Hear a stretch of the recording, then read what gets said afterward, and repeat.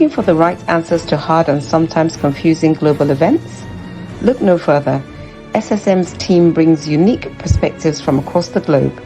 Our in-depth independent reporting is to make you better understand the world as we evolve.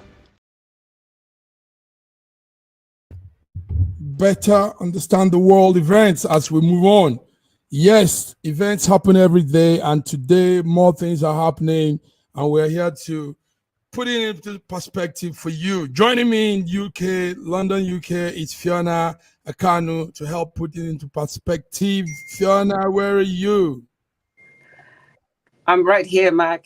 Good afternoon good morning. Was it morning? Still morning? Yes. Good morning, good afternoon, good evening, wherever you're watching. Welcome to all the viewers around the world. Wow, Fiona, I must note that somehow your background looks so studious. That looks like real current affairs background. Nice. It's my study, so it's supposed to be working office. So thank you. Nice.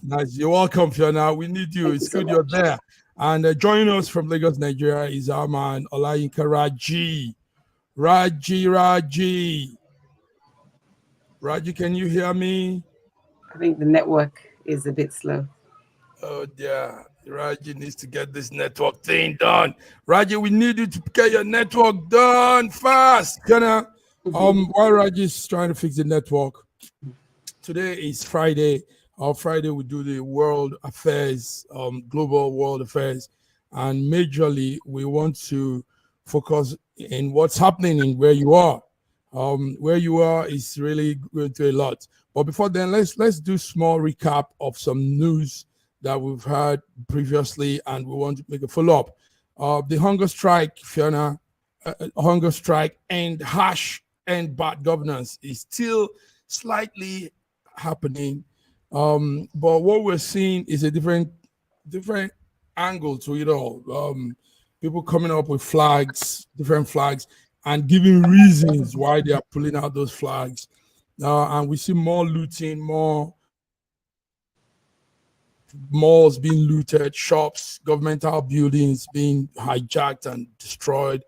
Now, what are you seeing from your end? I know it's not as visible as a lot of people might say, but at least there are little protest things going on. What's your view?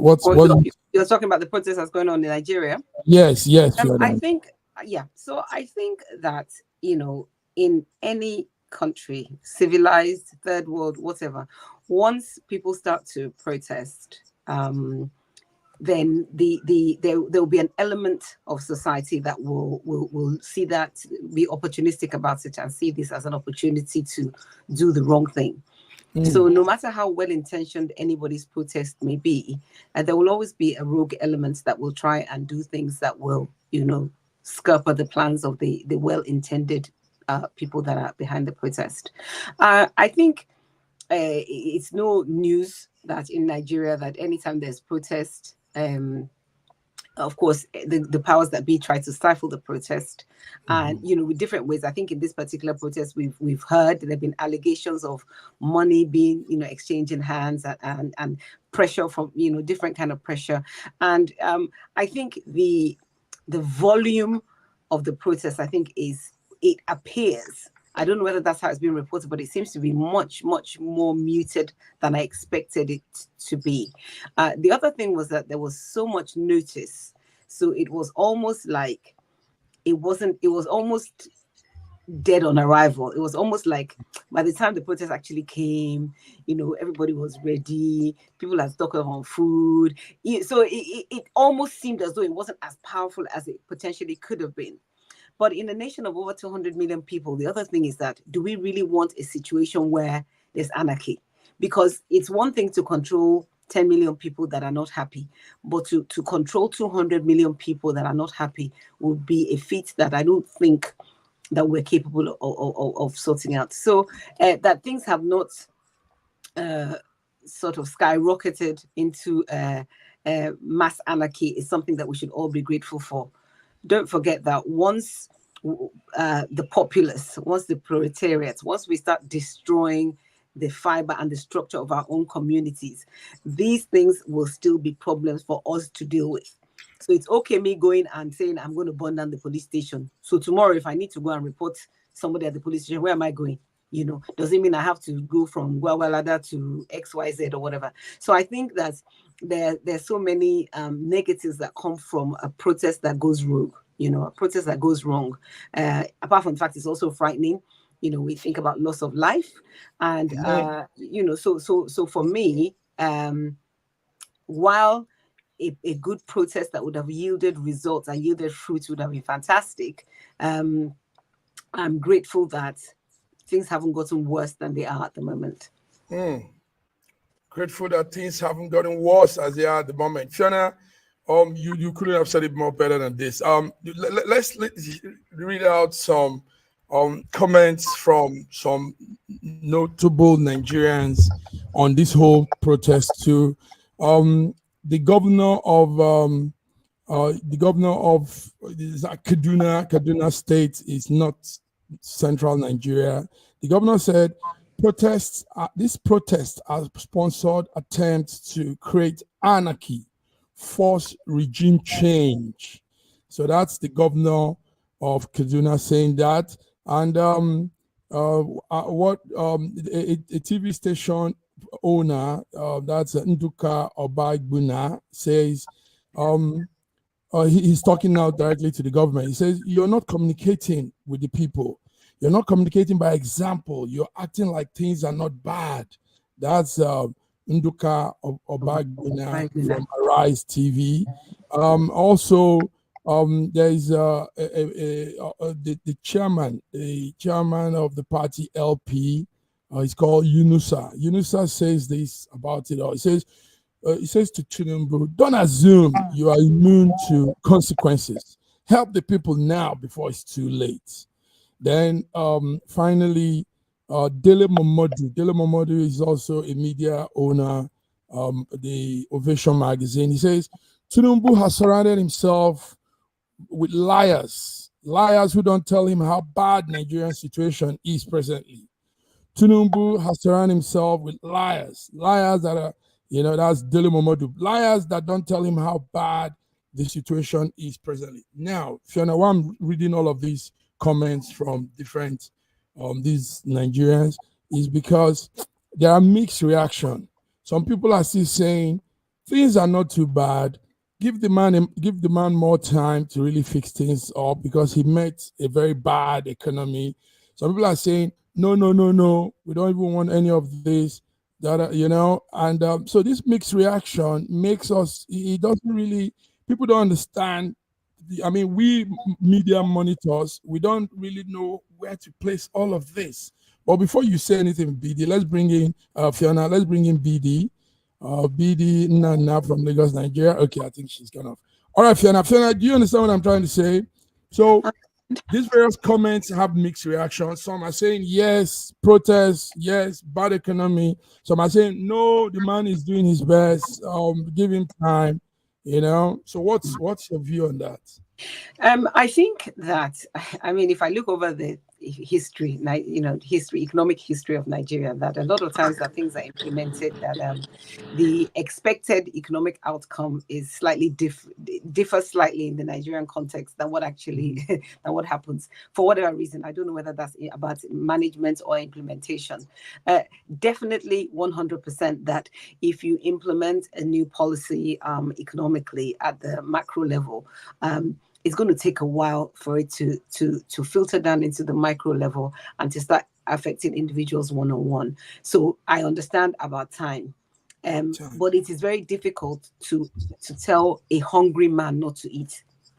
You know, it's very difficult to tell a hungry man, oh, well, you know, in next year, you'll be able to eat, because a hungry man is thinking about, what am I doing now? No. You know, so I hear the theory behind it and I understand, but what do we do right now about the people that are collapsing? Absolutely, Fiona. And also take note, every government we've had comes out with that. Let's make sacrifice. Give us time. Make sacrifice. I mean, it started with 79, way back as 1979. You had the Operation Feed the Nation. Now they tell you, everybody, let's go to the farm, let's take time, let's build. Then Babangida came. We had the IMF plan, borrowing us money and telling us, we have to bring the austerity measures, and, structural adjustment. Structural adjustment. The structural adjustment was now program. Obasanjo's regime. So we've had all these governance, all these government regime with all of these narrative of, you know, save time, work now, suffer now. Yes, suffer more. And still coming down the line, we're still doing the same suffering. The suffering is worse. It's very unfortunate. I think one of the guests we interviewed earlier on in the week, and I don't want to quote him because I don't want to misquote him. One of the, you know, we're quite fixated on oil and gas in Nigeria, and I think it's quite concerning that we've had this push for agriculture and sustenance for the last X amount of dispensations, and it was quite worrying to hear that during the last regime that so much money was given out for large-scale industrial agriculture, not little level. We were hearing amounts like 20 billion naira being thrown around during our last interview, and we were told on air, he said, you know, he knows someone that took 20 billion and they've not planted one seed. So when you have a system that's not transparent and there's no accountability, this is the sort of thing that will happen. There has to be we can't just be doing things we don't know, what we can't see, we don't understand the beginning to the end. That's why when people start talking about oil and gas, it's interesting to me, because if you go to anybody and say, what's the story from start to finish of what happens when we produce 1 barrel of oil, I can guarantee you that 95% of people cannot tell you what happens. They don't know. So it's okay to say, and then we import refined products. Okay, but what is the journey? What happens when we produce it? Who do we sell to? Where does it go? You know, the other day we were talking about Malta the other day. We don't even know where our crude oil, we don't know anything. We actually, until there's transparency and accountability across the board, oil and gas, agriculture, money that we're giving to people, until there's proper accountability, we're not going to go anywhere. We're just going to go around in circles. Fiona, it's really interesting. Maybe somehow Mother Earth wants me and you to have this wonderful forum to talk like this. You know, it's interesting we're doing this, and quite a number of people are watching. Fiona, added to all of this, during the week, remember we're doing a recap of events that happened during the week. During the week, the immigration officer in Nigeria said the strike happening, the protest happening in Nigeria is being sponsored by Nigerians in the diaspora.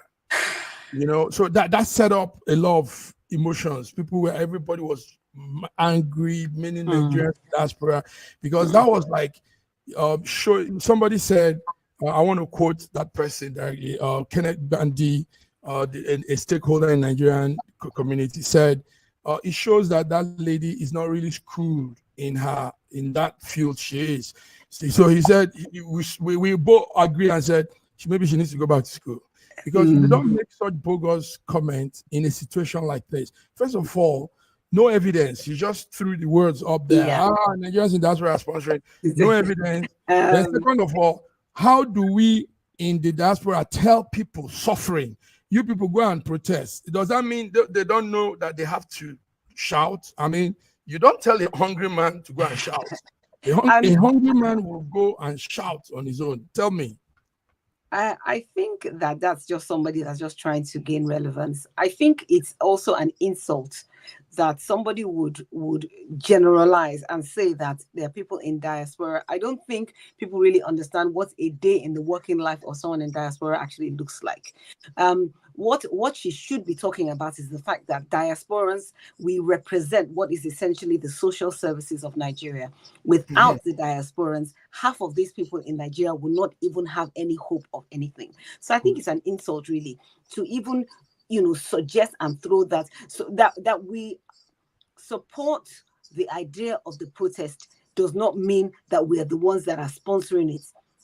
Because no doubt, because we are the ones that feel it. We are the ones that feel the pressure when we send money home and people say, but the cost of things has gone up. So we feel it. So we feel for the people as much.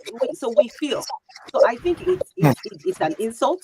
I think I don't want to go into a personalization. I don't want to talk about the person, what the person needs to do or doesn't need to do. But that when you're dealing with ignorance, there's not really much you can say, because that's absolutely just a ridiculous generalization, and it's not really something that should be given lots of oxygen, in my opinion.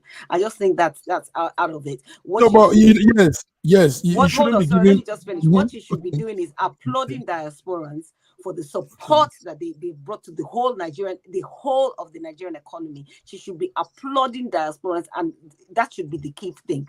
That and really what we should be talking about is the fact that with all the things that we do within the Nigerian system, we don't get any voice in anything that's going on in Nigeria. That should be the conversation, not that thing that she said or he said or whoever said. Thank you, Fiona. Fiona, we hope Raji will hear us this time. Raji, can you hear us? Can you say something? Oh man, dear. Nigerian network. Network is not good today. Nice, yeah. Fiona. This is beautiful. So why we give her that? We give her that little 5 minutes of recognition is because sometimes when they say these things, they say it to also intimidate us, you know. They say it to put us in a corner so that we're scared of them. So one of our panelists, Sir George, said, in fact, he's thinking of going to Nigeria now, and he's going to be at the airport and call the woman out and say, come and arrest me. That was what George, because of how angry he was. You know, he said, how dare she say that kind of thing? Anyway, more of a recap. It's not too nice what we're hearing going back and forth with the NNPC. You just talked about the Nigerian oil, crude oil, and all that. Now, the NNPC is that body that handles our oil production, sales, and consumption, all of those things, the administration of oil. Now, the man at the helm of affairs there, he's called Mele Kyari, has been saying a lot. And some of those things don't sound good, so much controversy. So, Fiona, what do you think? We've allowed them to do all of this because that thing there is our shared joint assets, joint wealth. It's all of us. So we should really check who's doing what there, what's happening there. You know, go ahead. I think that what I said earlier is still going to be reflected in my response, that until we have a transparency and an accountability in that sector, across the sectors, but in that sector in particular, there's no point, because there's so much secrecy and backhandedness that goes on behind the scenes, that until it's crystal clear what exactly happens from start to finish of a petroleum product journey, where the Nigeria, because we can't account for where all these where all the leaks happen, where all the we don't really have any proper, we don't have a proper concept of exactly what happens when 1 barrel of oil is produced. What happens next? They just say, oh, we export it and then we import. That doesn't tell us anything. We want to know, we want to understand this bunkering that goes on. Why is it going on? These people that are hauling, we need to understand the whole process and understand where all these different people are making this money. That is, as you said, it's supposed to be our collective wealth. Until we have proper understanding of this, Mac, we're just going round. It's just swings and roundabouts. We're just going round and round. We're not really achieving anything. Sad. Okay. I hope Raji can hear us. Raji, are you there? Can you copy? I can hear you clearly, yes. Wow, nice. I can hear you, yes. Nice. Please be there. Don't touch any of your dial. Don't touch any dial. Don't touch anything. Let it just be like that. All right, Raji. It's Friday. It's not normally world affairs update, but because the home is still burning, you can't leave your house burning. Like they say, the proverb, how did they say it? You can't leave your house burning and be chasing rats in the bush or something. So we can't talk other people's affairs when our home is still burning. But Raji, is our home still burning? Tell us, is this still very, as it's been very volatile and all these situations, the protests? Tell us, Raji. Good morning, viewers around the world. Welcome to our Friday program. Yes, there's actually calm across the country, where there were pockets of destruction and violence, had been in Kano, Kaduna, and Niger State. And I think they are all under control now. Yes, I think they are under control. But I heard you talking about NNPC. That's where the fire is actually burning. That the whole crude, the whole crude oil production and distribution and selling is a crime scene. It's a vicious crime scene. Yes. Yes, because recently we saw where pipes had been connected to the original NNPC pipes. They have made taps along the pipeline, and that the equipment to do that, the technology to do that, the knowledge to do that, from people who steal 2 gallons of crude oil to go and it is a crime scene. It is controlled by a vicious group of people who are siphoning volumes of petrol to be able to put a tap.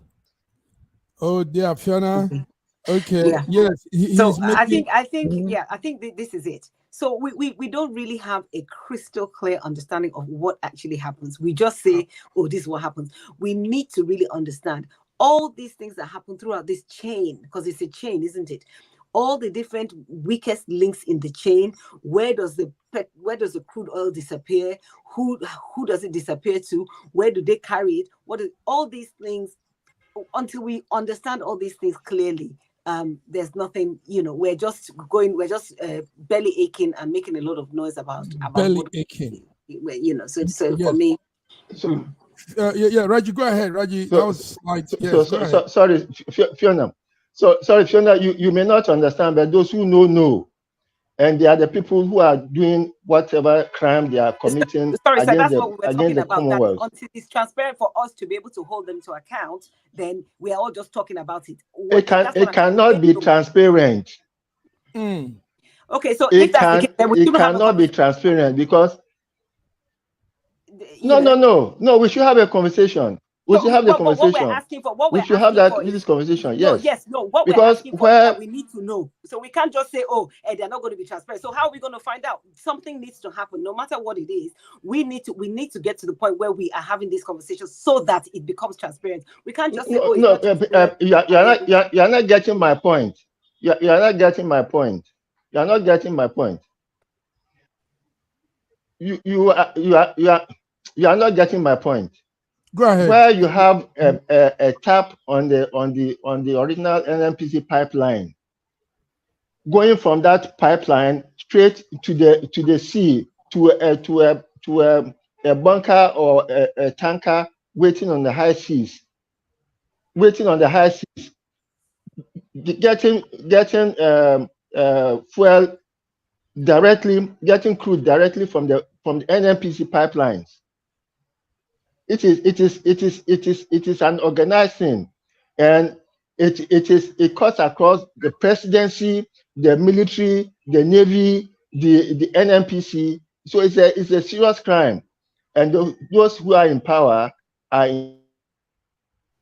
And that's why investigations happen. Now also, it's not ghosts that are doing it. It's being done by. It's not ghosts. It's not spirits. That's why I'm not partisan on this, but that's why when Peter Obi, the LP presidential candidate, came and opened up some lead on petrol on that sector, it was mind-blowing. He said, first of all, that the presidency knows everything happening in NNPC. Agreed.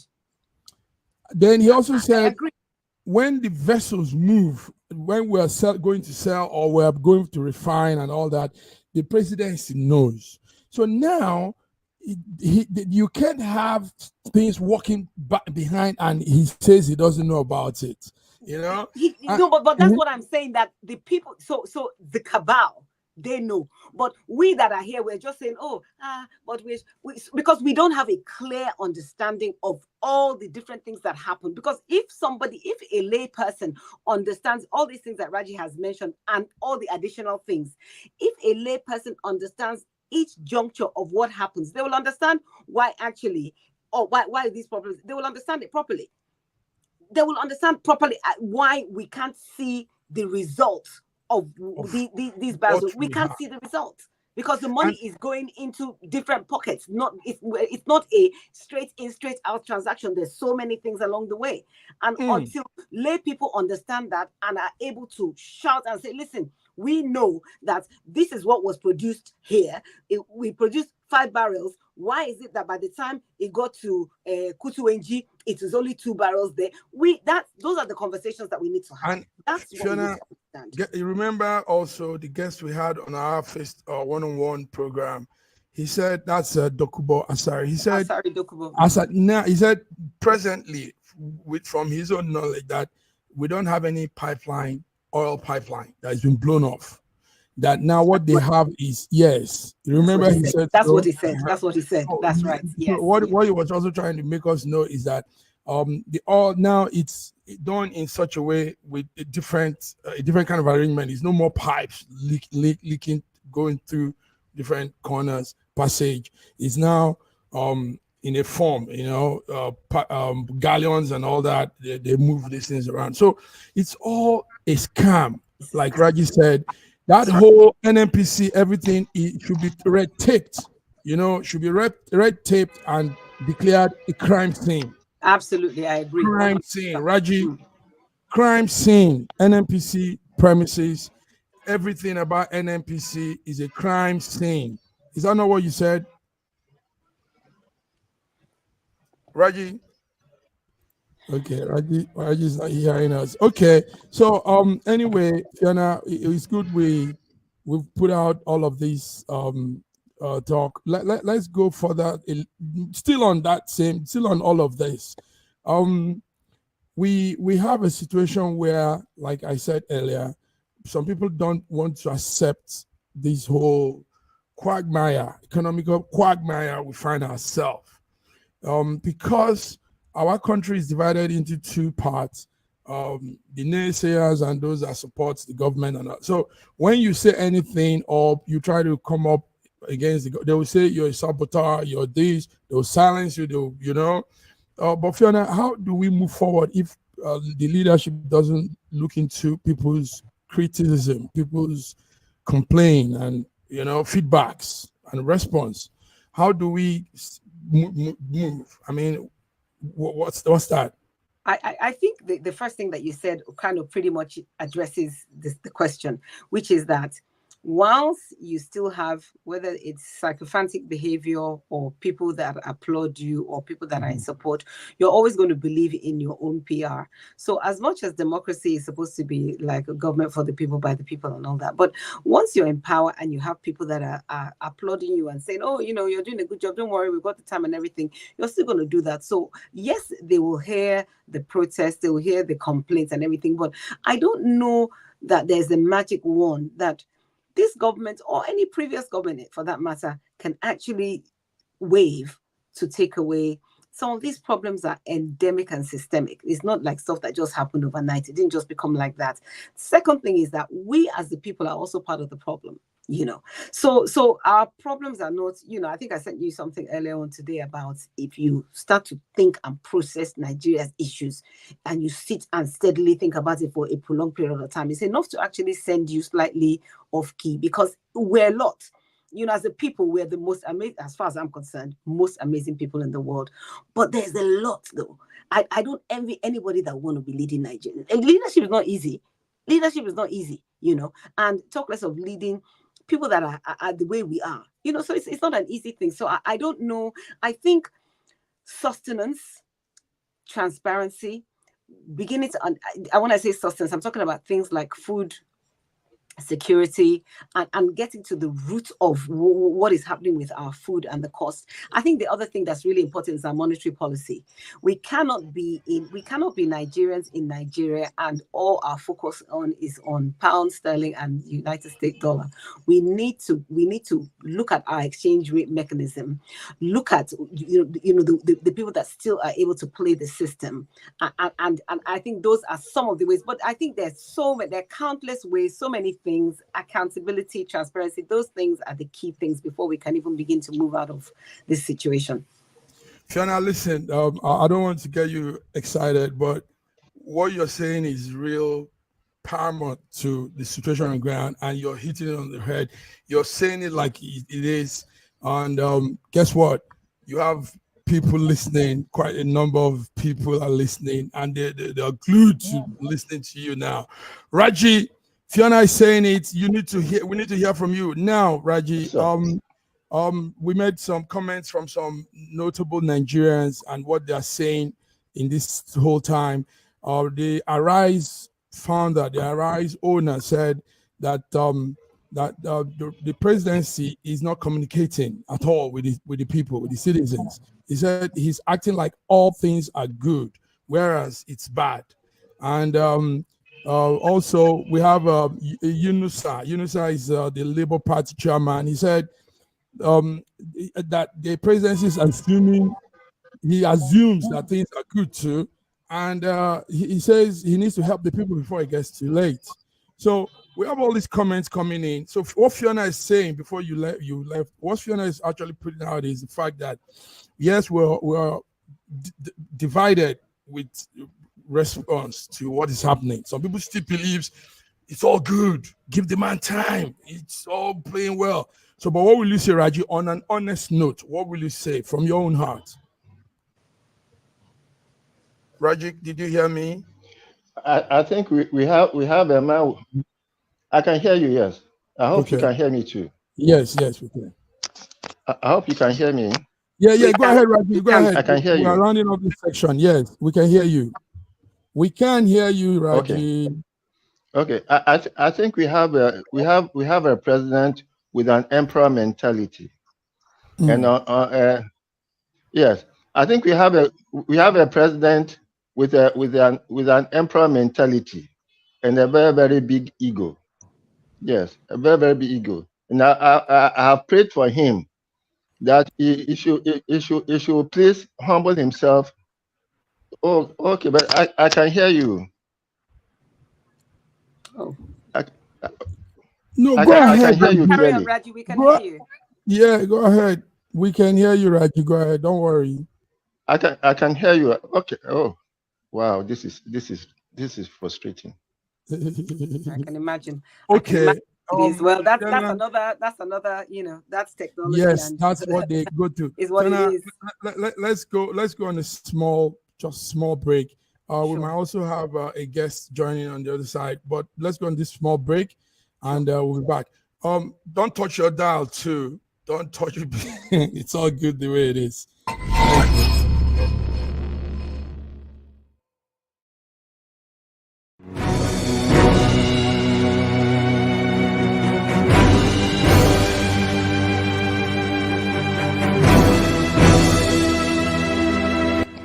Looking for the right answers to hard and sometimes confusing global events? Look no further. SSM's team brings unique perspectives from across the globe. Our in-depth independent reporting is to make you better understand the world as we evolve.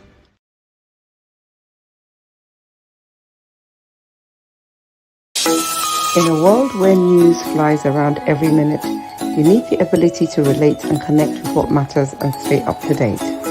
Schengen Story Media News Echoes program is Africans in Diaspora and at Home's leading English news network, one of the most trusted, respected sources for news updates on current affairs as they affect global Africa.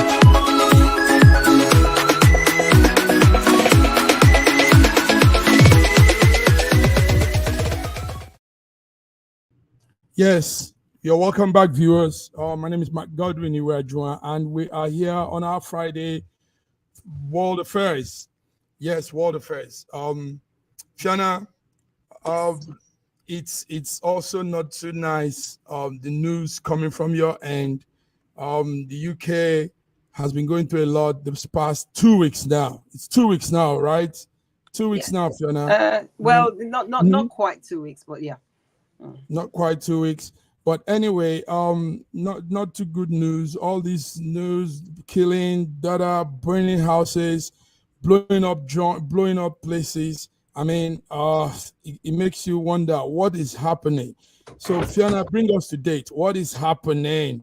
What I would say before you bring us to date is we are following these stories of thousands of other anti-racist protesters coming out to counter the far right rallies they've been having, and these anti-racist protesters are also saying things that sounds tough. You know, they say words like "more of us than you." That was the one that was echoing yesterday. So UK is facing the worst protest disorder in this decade, and it's really sweeping around the country. But we hope people are staying safe. Fiona, let's hear you. But before you talk, George is here. George, it's good to see you. George, can you hear us? And George is not hearing. Okay. We have a guest also from Nigeria. Victor, do we have the honorable with us? Honorable, is the honorable there? Battery. No. I'm talking about the network. Okay. Is the honorable there? Yes, I'm here. Is that Honorable Jonathan? I'm not an honorable yet, sir. It's the president of the Youth Council. Okay, yeah, but I mean, you listen, you represent a people, a tribe, a community, a region. So that's an honorable post to be in. That's a prestigious office to hold. So when we use the word honorable, is to show you how much we appreciate what you're doing, leading a people, carrying a movement. So how are you? Jonathan? How are you today? I think they're having network issue too. Fiona, that's a guest we're supposed to have. Maybe when it's sorted out, we can hear them. George, can you hear us too? George from Toronto, Canada. What's happening today? Everybody seems like they're freezing. Anyway, okay. Right. Go ahead, Fiona. So we've had a couple of incidents in the United Kingdom over the last few weeks, unfortunate incidents. And in fact, last week, Monday, 3 young girls were killed. So of course, our condolences go out to the families of the young children. And we still have 7 others that were hospitalized due to this attack. I think one of the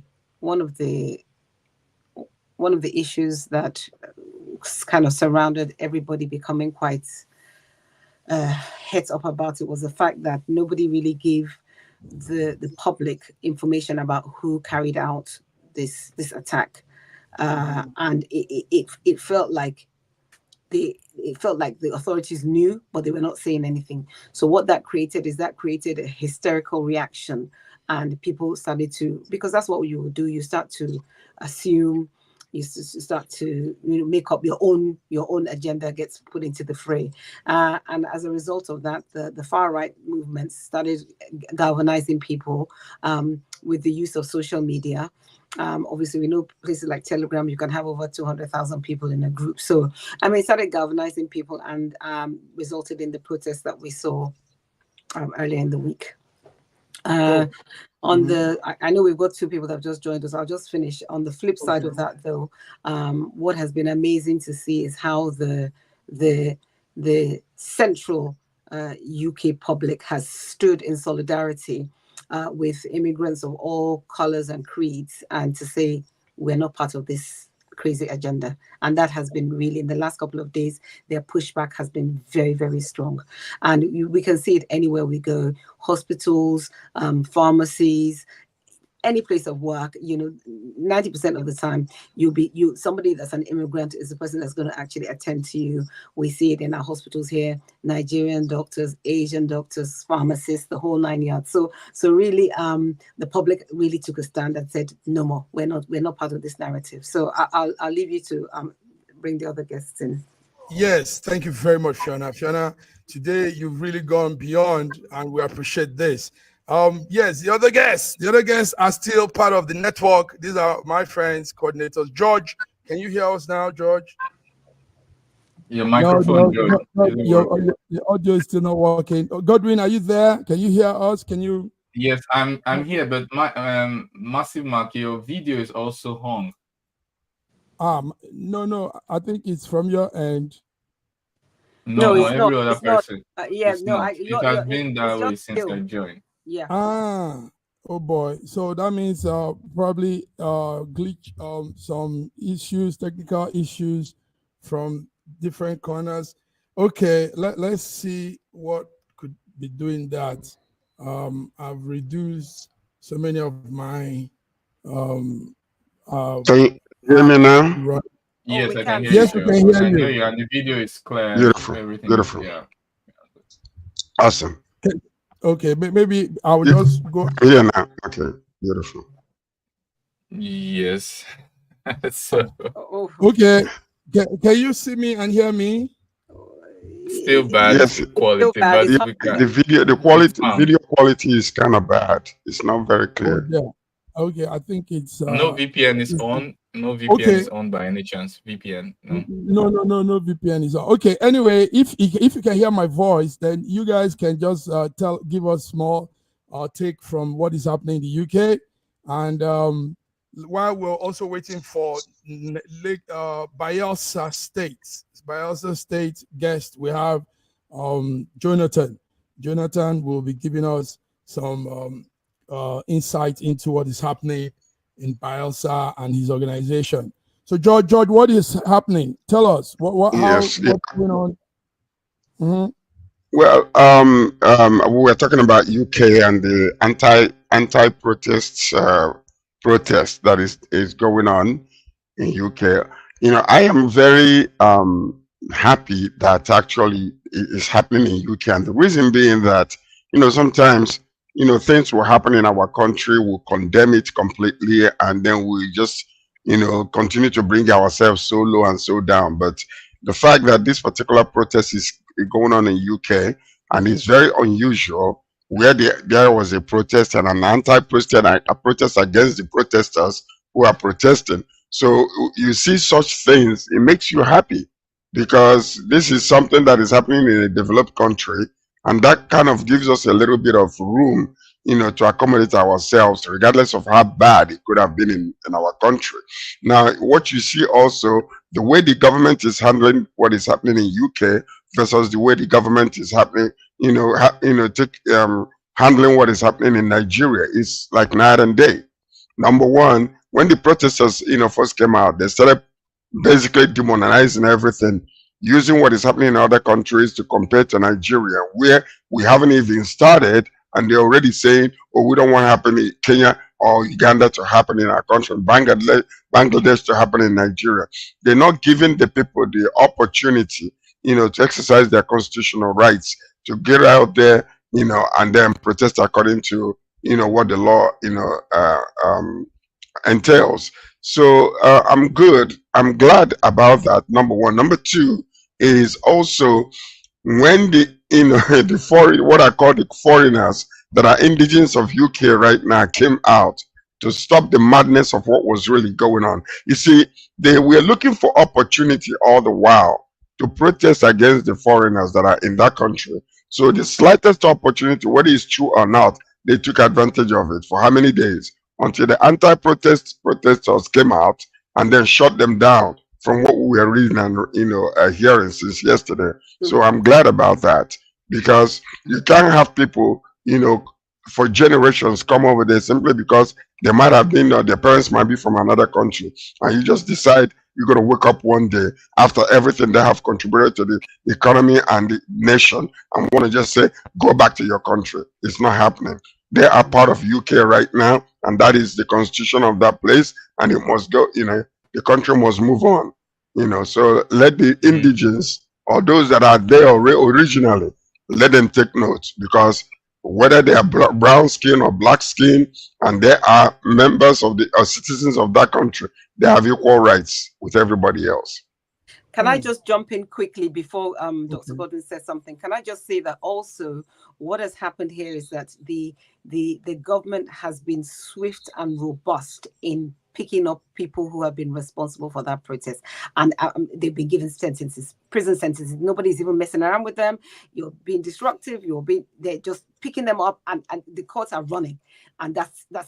So we've got people as young as 18 being given prison sentences. So that's the other thing. So the government is standing firm, and it's hitting them with their time now. It's like, okay, this is what you're going to be, this is what we're going to do. So that's also another big deterrent, because that's your criminal record that now is going to affect your working life.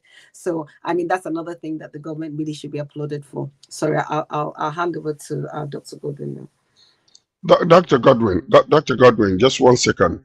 One other thing that I wanted to add to what Fiona is saying actually is, it is another lesson that needs to be learned. Number one is, you have the right to, to come out together, to protest, according to the law. But also when it comes to destruction of properties or infringing on other people's rights, that must be stopped. And especially what is happened in US, during the January 6th situation, where these sentences are being handed over to people where 2 police officers died, and a lot of infrastructure were destroyed in the Capitol Hill, and they're talking about releasing them, or talking about well, it's discrimination against the patriotic Americans who came out to do their own bid. So these are things where we have to draw the line in between the two, whereby you can protest but don't infringe on other people's rights and don't destroy properties. So I just wanted to add that too. Thank you. Okay. Can I come in? Yeah, go ahead, Dr. Eva. Sorry. Okay, I don't want to deny anyone the right to speak. I want to say that we are focusing on we're a bit biased in at least it seems that we're a bit biased as maybe immigrants, and we tend towards one side, and that's quite clear. But it's always good to maybe take a step back and look objectively. That all sides really have a point, and they have significant numbers on both sides of the argument. And it's clear, like as Fiona has rightly pointed out, that immigrants are very useful, and to the society, add to the economy and all of that. Yes, that's I think no one can deny that, except the person's brain is off. But at the same time, there's also overload of migration crisis, migration wave, which upsets the local population. There's no local population anywhere in the world that wants them to be replaced or to reach the kind of crisis replacement rate. It's not unique to UK. It's not unique to Nigeria. It's universal. The local residents will not like to be replaced in such a way, or feel like migration is uncontrolled. And what are the things causing this? Sponsorship of wars around the world, like in Ukraine, in Syria, and the rest. What else?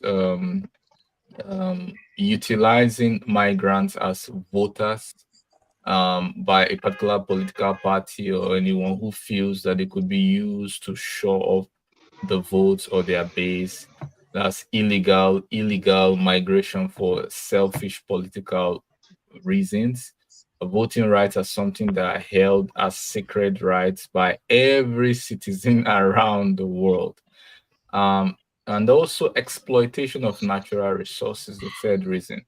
When you take natural resources for cheap, add some value on top, sell it back to those people for dirt cheap, instead of developing those countries, taking their labor, using it to work on their resources, and then sell it back to those, the majority of them that did not manage to leave those countries, to migrate from those countries. And making sure that you use divide and conquer technique, or sometimes even scandals to control the political party, rather than allowing them, or at least considering the fact that the stability of any country, external country, by the local residents is the optimum way for self-regulation of that country, rather than through aid and through external interference. So these are the things that contribute to uncontrolled migration, upsetting local population. And we have to take a step back and look at it objectively. You can arrest those people, yes, but is it going to be a long-term solution? Obviously not. It cannot be a long-term solution. So if you don't deal with the root cause of these problems, you are only kicking the can along the road to meet again. So I think, yes, we have to recognize the contribution that immigrants have placed on the society, but we also have to make sure that we're not supporting anything that could cause uncontrolled migration and upsetting the local population.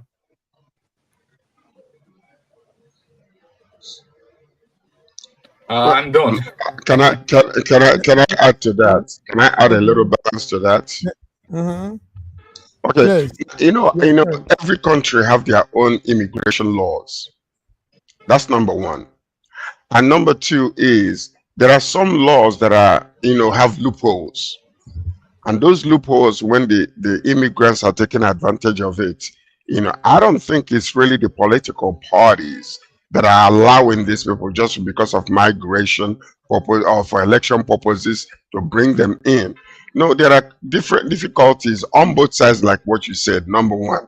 But it is the country that you are dealing with, or the so-called third world country that are being dealt with, the leaders. The leaders are the ones who are supposed to be maintaining this status quo of ensuring that if you want to come and invest in my country, don't just come and take cheap labor, or take the raw materials, go to your country, refine whatever that you bought from me and sell it to me at a bigger price. It is the responsibility of each host country that will now begin to dictate to the foreigner or the superpowers that are coming and say, this is the condition that we're giving you.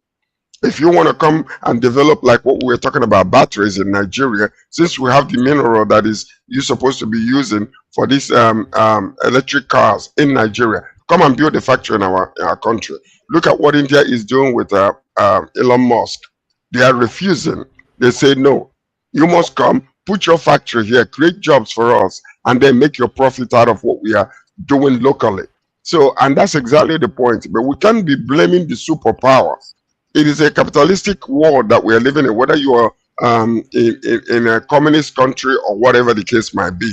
The host country must maintain their own advantage, added advantage, and ensure that these countries that are coming are, actually bringing in employment into the country by building factories there. And this is what they need to do. But if you allow them, and you have local leaders that are, number one, ignorant, number two, not understanding fully the efficiency of coming together to look in the same direction together, where there is a common level of understanding that profits both, they will take advantage of you.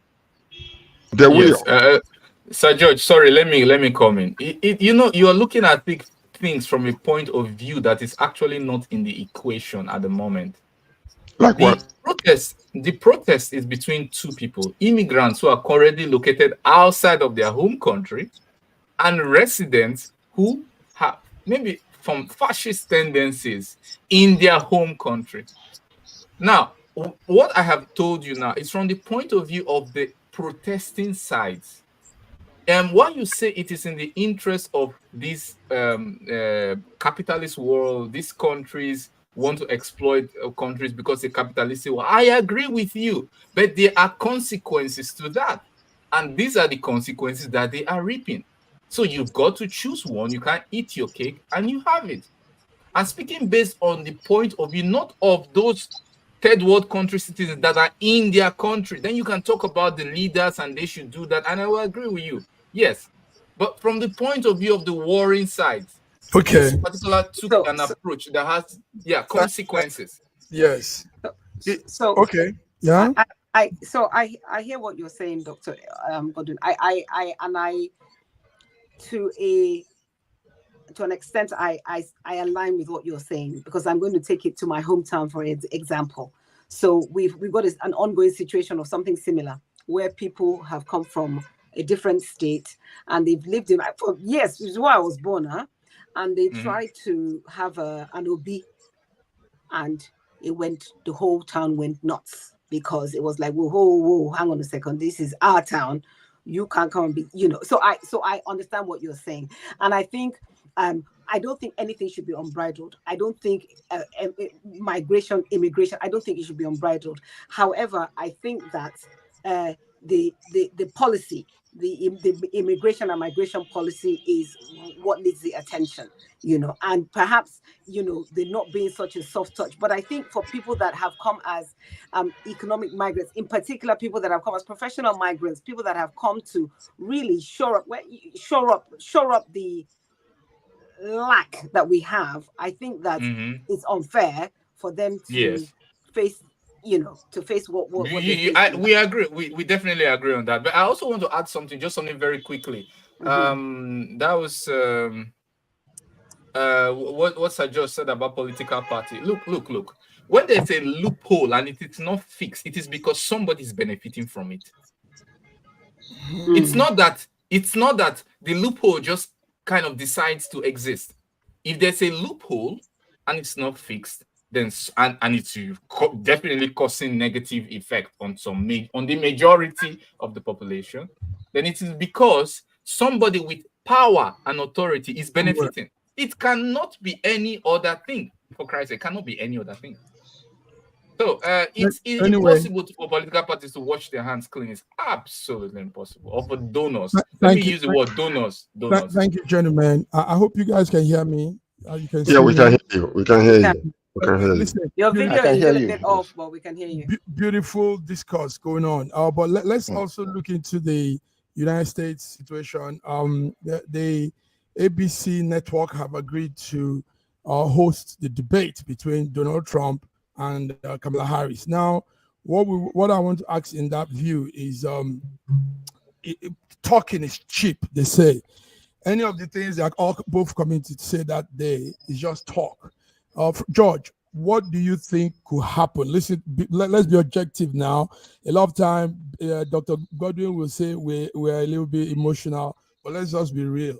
Sir George, what do you think will happen if Republicans come back again? What will happen if Republicans come back again, as in what? Into governance. If Trump wins. Well, there are so many things, so many things will happen. No, so many things will happen. Number one is, if Republicans come into power again, which I personally doubt very seriously right now, as things are going, it could change anytime. There are so many things that will unravel.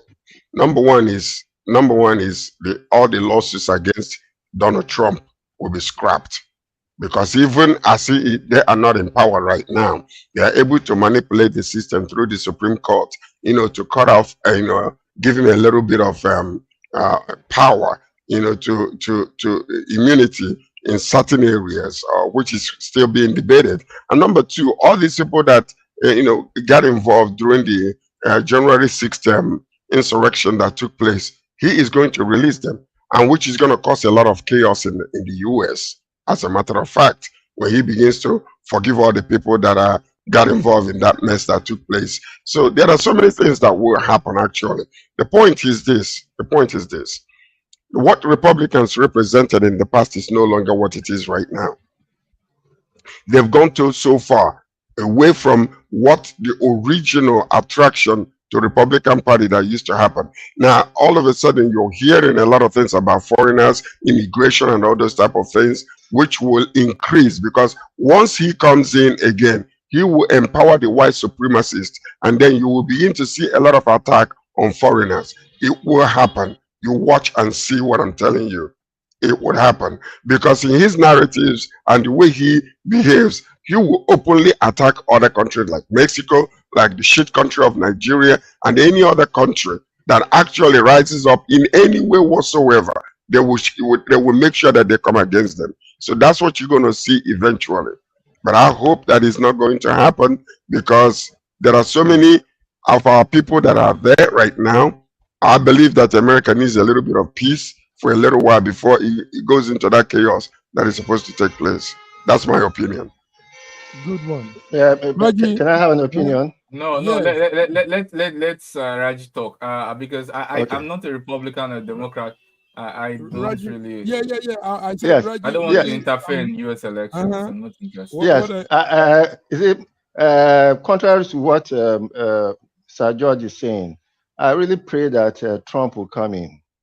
Now, when Trump comes in, Trump is going to show Americans to themselves.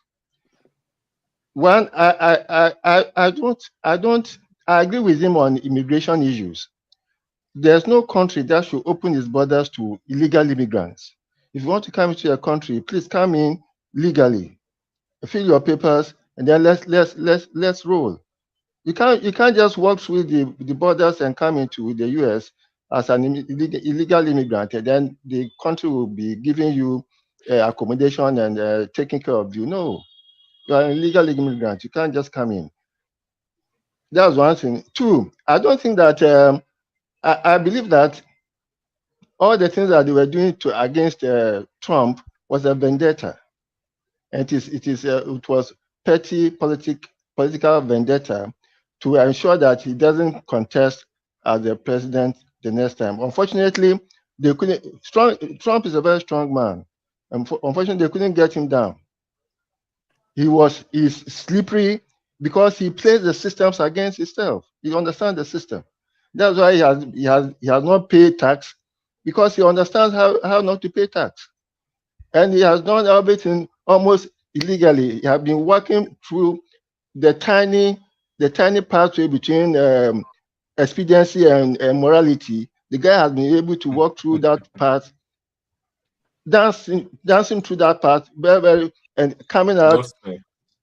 Yes, he has been very, very good at that. So yes, Trump is actually showing Americans themselves. Good. Yes. Okay. I agree with you to a degree that these loopholes that are there are for the rich, and that's what he represents. It has there's no reason whatsoever. No, well, let me tell you something. In his coming, he's a criminal, whether we like it or not. He's done things the way third world countries do it in America. George, you're being too political. George, you're being too political. You have to. He says something. Let me just respond to him. Let me respond to him. George, let me respond. You gotta give me time to speak. Give me time to speak. No, you have spoken so long. You are speaking so long. I'm responding to you. So long. I am responding to you. There is a country where you don't have to respond to me. I'll just make a point. No. Then okay. I'll tell you a point. Something I talked about. Sorry, please. Allow me just to speak. I have not spoken the whole hour. What I'm saying. Let Raji Thank you. All I'm saying is this. This is a country that I have lived in. My family is still there now. And I'm following everything that is going on from childhood up until this time. So I know the place more than what you read on the paper. Experientially, I have been there. So I can tell you a little more, not because I'm leaning towards, I'm not a political, I don't support Democrats, I don't support Republicans. I support individuals. I don't get affiliated, I don't get affiliated with a political party. But what I'm trying to tell you is this: there is a country where the law works, whether we like it or not. As much as you might prove that you are above the law in certain areas, but these laws, when they catch up with you, you gotta have to pay. And that is what is happening with Trump. Yeah, so that's what's happening with him. There is no political vendetta against him whatsoever. The justice system is working against everything that he did. They are uprooting it. They are uprooting. They're bringing everything too personal, George. No, it's not. Let me just make one point, please, George. George, really. Let me just make one point. Let me just make one point. When Trump came in the first time, he had a meeting with the Taliban, and he assured them, he told the Taliban that he wants them to seize any any violence against the Americans in Afghanistan. When the Taliban head was trying to be very difficult, Trump just got a picture from one of his aides and showed it to the Taliban head. It was the Taliban's, the man's residence. And he showed it to the man and said, look, going forth, if anything happens to any American in Afghanistan, we know where you live. And he stood up and left. After that, there was no violence against the Americans. That is the kind of president that the Americans want. Let me add something. Yes. Let me add something quickly. I really don't want to. I just feel like I should just add something. Let me tell you. For almost everyone outside, like you must assume like people are stupid to think like millions of people could argue something and not have a point. I mean, almost everyone outside of the Democratic Party, even the swing voters, consider what is happening to Donald Trump as political vendetta. Now, they may be wrong, but you have to assume that those people don't have the same. Maybe they have a different kind of brain, or there's no such things as collective intelligence among them. I mean, almost everyone outside the Democratic Party really thinks that what is happening to Trump is political, and around the world. I mean, you can only as much as have your opinion on an event, but you're not the only person with gray matter or white matter. I mean, look, everyone sees what is going on in the United States, and everyone is like really ridiculed by it because everyone sees it.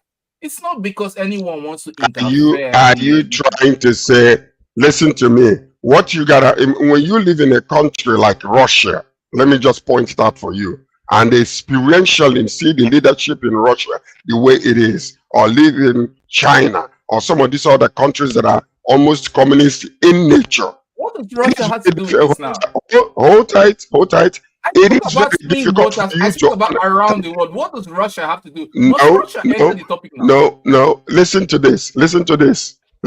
Oh, what you are used to is what you are used to.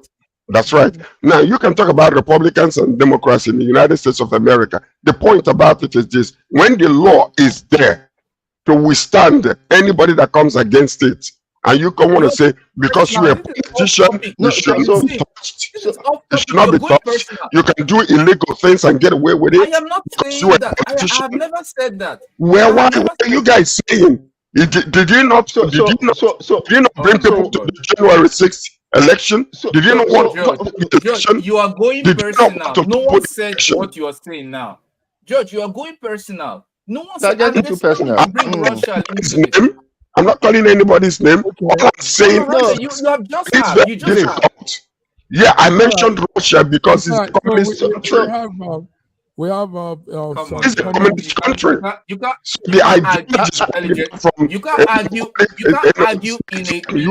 argue like this when you have intelligent people from either side. You can't argue like this, George. It's not if you listen to the news, if you listen to the news of the United States of America, there's a division there. When you listen to Fox News, you will understand which they have been sanctioned and lost billions because of the lies they've been perpetrating to the people that listen to them. It still doesn't matter. Listen to them. There are people on either side, George. There are people on either side. And if you really care about peace and progress and dialogue, your approach cannot work. It cannot work. Can't work. Because there are people on every side. You are not more of a human being than they are. They millions. Have their own brains. Anyway, millions. What kind of news are they lies? Let's not think about it. In life, there are never one side to everything. It's always two sides. So there's nothing anybody can do. Even when you tell some people, when you show them the evidence and everything, they still will stick to what they believe. Evidence according to you. Yeah, evidence according to you. Everything's perspective. We have some. The law is there. The law is not perspective. The law has its own perspective. If you so why is you're going to punish free? Why do you have the Let's judiciary to interpret the law? appreciate those. Why do you have Let's the appreciate judiciary? those following us. There are viewers following us and making comment. Dr. Monday Dakoro. He says Trump has had 4 years, 4 years, 4 years of no war. Of no Therefore, war. Sir George's statement is totally opposite of what will happen. After all, Trump never conceded and is still the CIC of the world. That's Dr. George. That's you see. That's Awesome. That's his own view. For one. That's his own view. That's his own view. That's his own Yes, and that's your own view too. Oh, that's my own view. He said that I'm a topical Democrat. Yes. I think it's supposed to be typical, I think. But yeah. Yes. Typical. Okay, anyway, like thank you. Thank you, Dr. Monday. We have said this so many times on this program that since 1776, when America got its independence, there has never been a decade where America was not at war. But throughout the 4 years of Trump, America did not go to war. That's something to talk about. That's simply because there was. He made sure there was no war because it's not important. It's a fact. There was pandemic for 2 years. There was pandemic for 2 years. If he had given him opportunity, there would have been war. It is okay. Where there was a war, he stopped it. It is a statistical fact because it's already another topic. It is a fact that you have to live with. Then why is another topic? Let's begin to wind down. Somebody has done us proud. An African has done us proud in the World Olympics. A Botswanan citizen has become the first African to win the 200 meters gold, and it's something to that's the young man. He's called I think his name is Tibogo. Yes, Tibogo. He has taken gold in the 200 race. Many African countries are also doing not too bad, but you know, when you come to this international competition, strong country, everybody brings their strongest. So you need to be really, really, really, really good at what you're doing, the track and the field, or whatever you're doing to pull up. But Tibogo, we congratulate you and your country. You've pulled it up. We didn't discuss something. Maybe we could just run through it. Raji, I know you follow those kind of story. Iran is scrapping the plan to take a revenge on Israel. Why is that happening?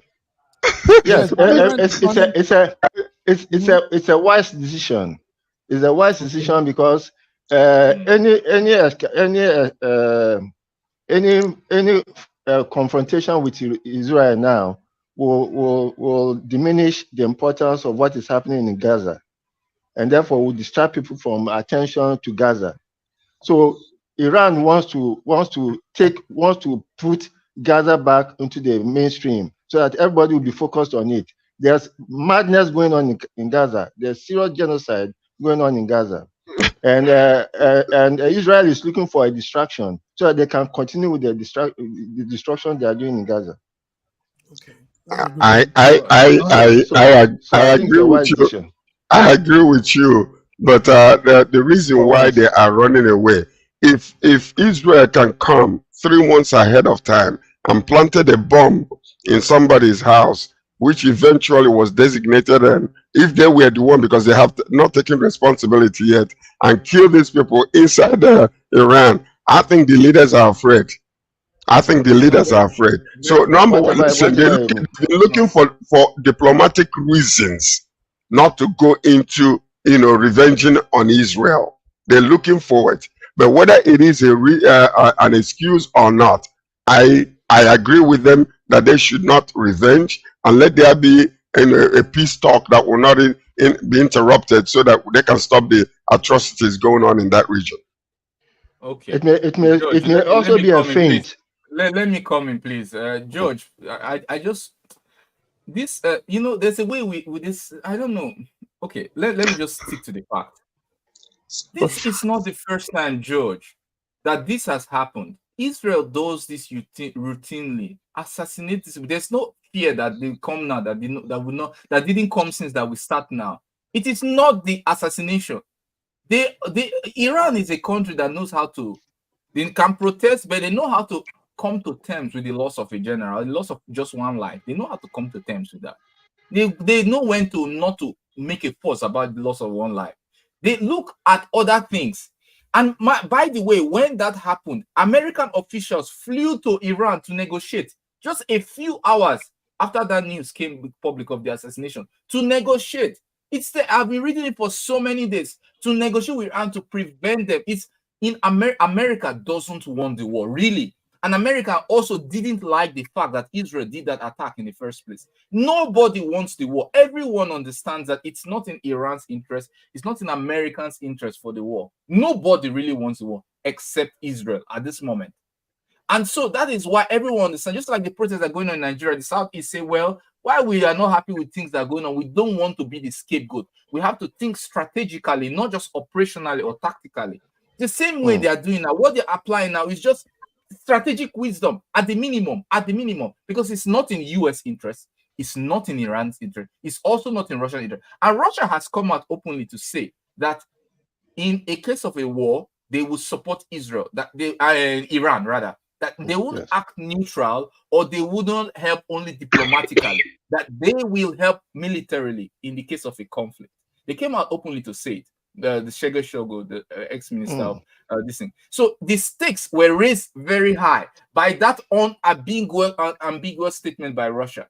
The stakes were raised very, very high, that if an attack is imminent, Russia will involve militarily, not diplomatically, not de-escalation, but will be on the side of Iran in a war. That is automatically a war between nuclear powers. So I want you to understand the strategic wisdom. What immediately did was not in the interest of the US, no interest of Iran, no interest of anybody in the region, except Israel. Thank you, Godwin. It's good to just have for distraction of every story. I have condemned the continued war in Gaza. I've condemned it completely. There's no war in Gaza.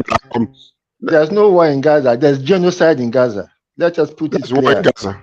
There's war in Gaza. There's no war. There's deliberate genocide. A wicked group of people. Other countries are still firing into Israel. There's war there. There's war. No problem. There's war. Well, we are Israel. We in Nigerians naturally, we from the southeast, we are usually pro-Israel in things. I mean, based on Christianity is the major religion. We want to see Israel do well, but we don't think that this action is in their best interest. But we are not to decide for them. They decide what they want to do and they go. But we want the best for Israel. We're not saying this because we want to see Israel, but we just think that the war mentality, the wiping of Gaza, is uniting everyone against them. We also want to see the Palestinians do well, but we also understand that in this particular situation, they made a wise strategic decision rather than going by emotions, and we just have to see it for what it is. We have to see it for what it is, gentlemen. Thank you. We were supposed to have a guest with us, but I think the network didn't pick up. So, Raji, thank you for coming. Godwin, Sir George. We'll be back. We'll be back, gentlemen. The network Can I commend the presence of our Fiona Akaledi, Fiona Akano among us? Thank you for being here with us. You make us look good. If it was only me and Raji, would have been looking ugly in this place. But you can colored us up. Don't count me with yourself. I'm a very handsome man. Thank you. I was at the point I was wondering, were you born? I didn't mention Godwin. Yes. I didn't mention Godwin. I just said me and Raji. So I didn't mention Godwin. I'm a dashing, young, handsome man. All right, gentlemen, I want to thank the viewers too. Monday has been writing, putting out his views. Monday, thank you so much. Thank you. I appreciate your views, and thank you. You know, you support me sometimes. So when you come against me, I still respect you because you're a very eloquent young man. Thank you so much. Yeah, that's it. That's it, viewers. So until we come again, have a good weekend, everybody. Yeah, bye-bye, everybody. Have a nice weekend.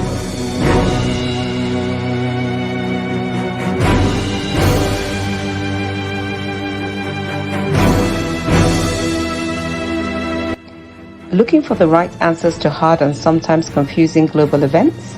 Look no further. SSM's team brings